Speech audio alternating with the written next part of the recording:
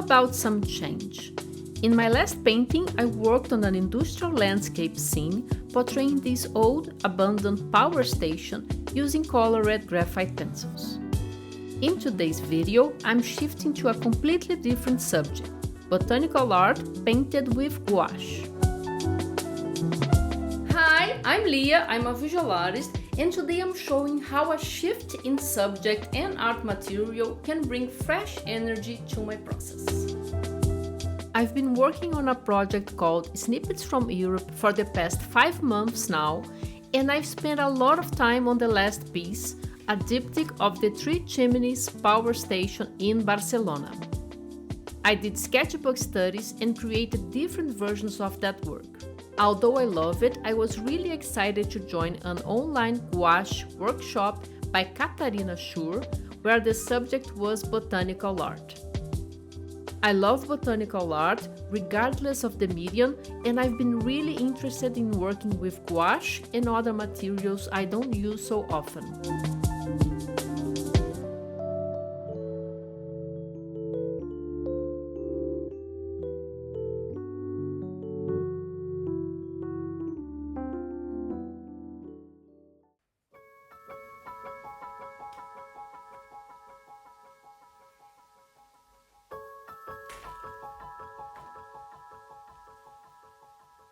One of the main differences from painting industrial landscapes to flowers is that you don't have to worry so much about perspective and straight lines. When painting natural subjects, you can be more free in how you draw the organic shapes. Of course, if there's a vase or other object in the scene, and if you're going for a more realistic feel, you still need to make sure those elements are at least believable. In this painting, I used Hahnemühle watercolor toned paper in beige, so the white flowers and highlights would pop even more. The color of the paper helps set the mood of the piece and can also act as a base color for the painting. It wasn't a long process, and I really enjoyed painting the glass reflection, the metal around the glass, and all the different flowers and strawberries. Gouache is a water-based paint that dries matte and can be reactivated with water. Unlike watercolor that gets absorbed by the paper, gouache sits on the surface and can be layered, allowing you to work from dark to light and correct mistakes. The colors are intense, especially if you use professional-grade paints like the ones I'm using from the Masterclass line by Nieskaya Palitra. But keep in mind, they dry completely matte. I'll let you enjoy the process a little bit before moving on to the next piece.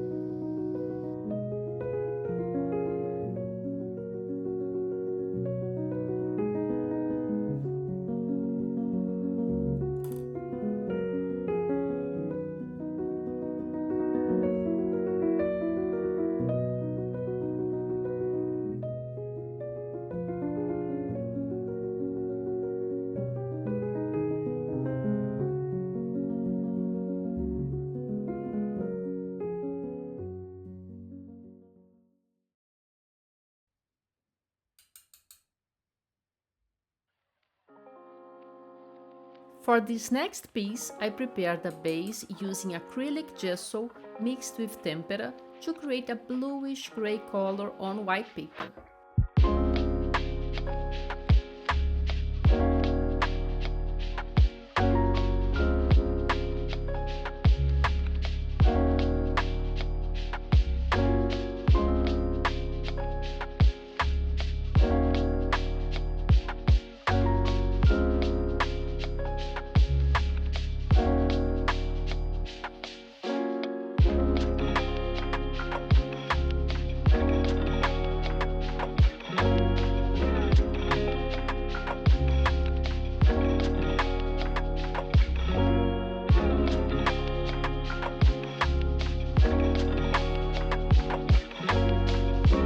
I started with a dark background on top of that base, so the darker leaves would almost disappear and the light ones would stand out.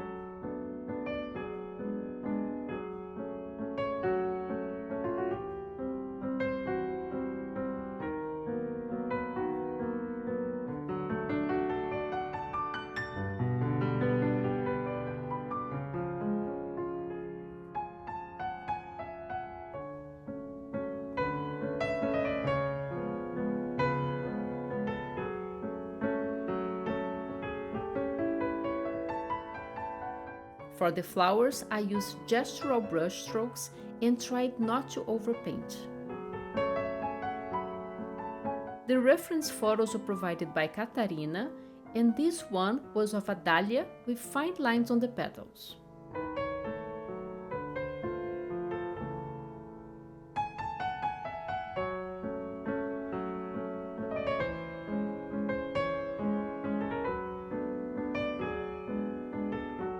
I added a few details with a small brush, but honestly, it wasn't even necessary.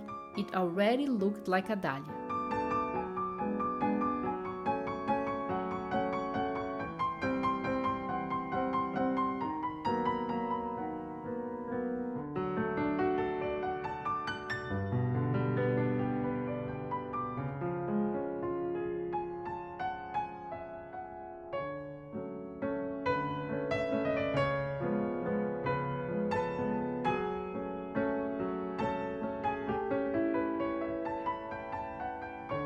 I really enjoyed painting flowers and putting the Snippets from Europe project on hold.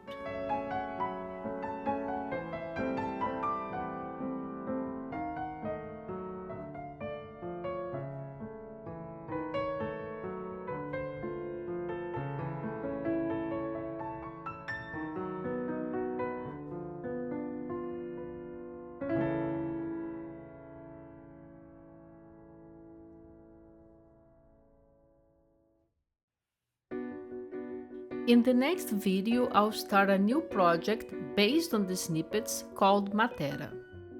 Matera is a city in southern Italy that reminds me of the works of M.C. Escher, an artist I was obsessed with as a child. I was so inspired by the views of this city that I decided to leave it out of the Snippets series entirely, so it could be an art project by itself. During the Matera project, I'll explore the subject through sketchbook studies, paintings, and drawings in various medias. As before, I want the process to remain the most important part of the work. I hope you enjoyed this change from industrial to botanical art, and if you want to see what I'll create inspired by Matera, check out the next video and subscribe for more.